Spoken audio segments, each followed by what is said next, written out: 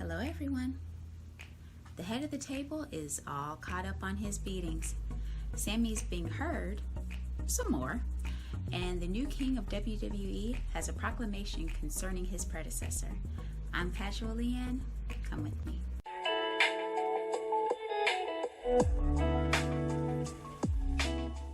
As always, segment 1 begins with Kayla and Paul.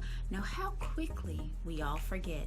Paul was literally trash-talking Kevin Patrick about how he couldn't understand a word he was saying and how he missed Kayla the previous week. Now, Kayla's back, and he claims he didn't know Kayla was gone at all. He just thought Kayla had gender reassignment surgery with a horrible accent, quote, like a sober Conor McGregor. But now he misses Kevin, and Kayla just looks at him and responds, I missed you too.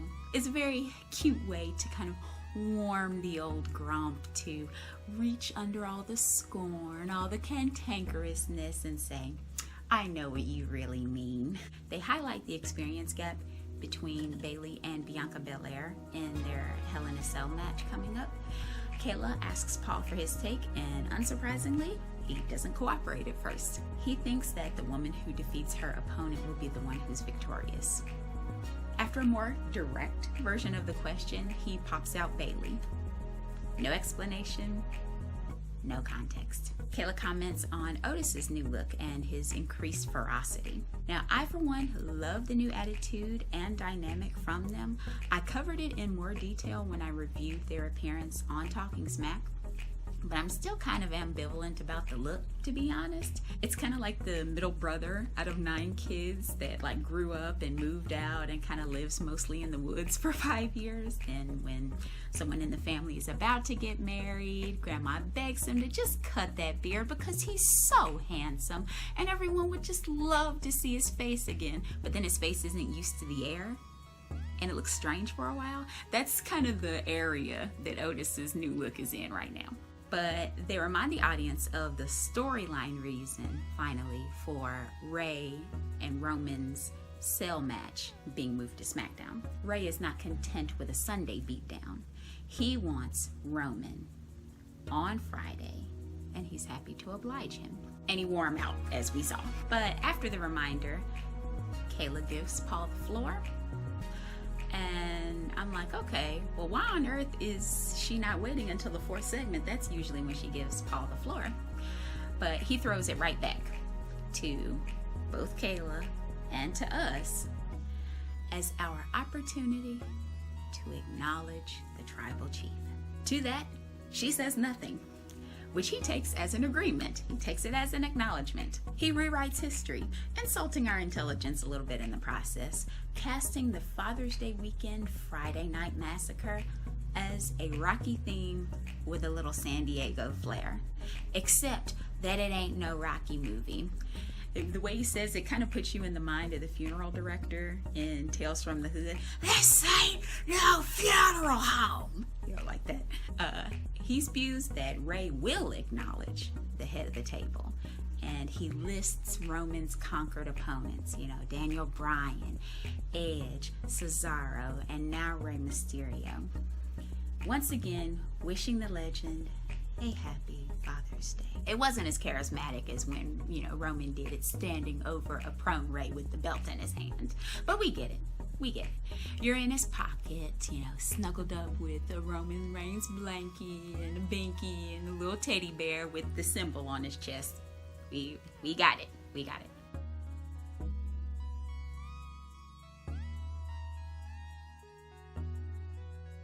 There is a commercial break, and segment 2 is with Shinsuke Nakamura and Rick Boogs. So the return from the commercial break is particularly lovely. We get, as the camera's coming in, just the solo line from Shinsuke's theme on Rick Boogs' electric guitar. No backing track, no sound effects, nothing else. Yes, sir. And I think he sounds better without it, just to be honest. We see he's actually playing on the ring apron when they cut to all the interviewers. And, you know, he's bathed in the light of the cell, you know, the lasers, the whole nine. So cool. Kayla compliments he who bears the crown, the new king of WWE, Shinsuke Nakamura. And I'm waiting with anticipation, right? Like, is he going to speak English this time? And I'm relieved. He tells us that he's officially become the king of WWE, and immediately Boogs fills the space with guitar riffs. The king squeezes a little boast in when he's done, saying that he's been king since day one. So all the while all of the questions are being thrown around and answered, Rick Boogs is still accompanying the interview. We hear him playing behind him. And all while this is going on, Kayla has an important question about the Nakamura monarchy. Is Corbin still a king? Is he just Corbin? What's the story? Shinsuke says now he's just Baron Corbin again, which is probably for the best. Then she asks about the favorite place that the King of Strong Style has toted his crown. He's, you know, been all over social media showing it different places. And he tells us he tried to surf with it. Didn't exactly work. Finally, she asks about what it's been like to have Rick Boogs playing him around everywhere. And he says he loves Boogs' energy and that Shinsuke is eventually going to bring his guitar along. Congratulations are offered, and the segment goes out with Boogs playing Shinsuke's theme, this time with the audio track in the background. I loved it. Absolutely loved it. I hated that it wasn't a little bit longer, but I mean, it was perfect. It gave us a sense that there was actually something new that was going to be happening with Shinsuke now that he kind of rightfully bore the crown. You know, it's not just Corbin's crown that he's carrying around anymore. It's his. And having his kind of own minstrel is a part of that. After a commercial break, we get segment 3, which is with Adam Pearce and eventually Sami Zayn. Kayla perceives some tension between the two and offers that Adam next time can sit next to her when, you know, he returns to talking smack. And Paul says that there's no flirting allowed. Now, the way he said it, and it seemed like Adam as well, thought that he meant Adam was actually flirting with him, but he meant that it was Kayla. It was weird. It was a little unclear. But she asks about Kevin Owens and Sami Zayn, their match at Hell in a Cell, and there being kind of a possible obsession with Kevin Owens, like Sami Zayn being obsessed with him. And Adam responds that they've been obsessed with each other for like 15 years and that there will be a resolution of that at Hell in a Cell. Of course there isn't going to be. You know, the Sami KO feud is WWE's old faithful. You know, it's the little black dress, it's the good broken in running shoes that you kind of just pop on whenever you need to. No resolution is in sight. Let's just be honest. Paul accuses Adam of personally wanting to see Sami get his butt kicked, and that's why he made the match. And he admits that he does too because Sami's a prick. Now keep that thought in mind for later, that he wants Sami to get his butt kicked because he thinks he's a prick. He admits to initially being part of this conspiracy to keep Sami Zayn down. And he accuses Adam of being part of it as well. Adam replies that, you know, this was really just a promotional choice and that while he might like to see Zayn get his butt kicked, there was no personal bias in making the match. At this point, there's a lot of back and forth until Sami Zayn pops up stage right. Sami is absolutely apoplectic. Like, he can't believe that Adam would actually confess that he wants to see him lose, and he claims that the conspirators are out in the open now, that, you know, you used to try to hide it but now you can't. Adam leaves them all to the madness, kind of brushes Sami with his shoulder on the way out, and Paul then takes it upon himself to reverse he and Kayla's roles, giving Sami Zayn space to address what's going on in the next segment. And with that, segment 4, the last segment of the whole show, was Sami Zayn's. Kayla deems the segment Sami Zayn Uncensored. Kind of sounds like a bargain bin album from the early 90s, but anyway, Paul says, "Thanks, Kevin." And Sami Zayn is given the floor. He denigrates the WWE, claiming that the purpose of it is to screw Sami Zayn, quote. He turns to Heyman, noting his bad reputation as a liar, but that every now and again he'll be honest. And when that happens, you will be smeared. And those are the words he uses, which is exactly what's now happening to Sami Zayn. He says that Paul Heyman is a victim. And while Kevin Owens is known to be a family man, he is in fact another part of the conspiracy. He asks if Paul believes in karma. Now, Paul claims he hopes there isn't because the show is his bad karma coming back, and he sympathizes with Kevin Owens. He sympathizes with him. Now, despite the fact that he was literally just calling him a prick when Adam Pearce was out there and saying that he wanted to see Sami get his butt kicked. Now he's sympathizing. But Sami notes that in Hell in a Cell, Kevin Owens is going to receive karma. And this was interesting, I think.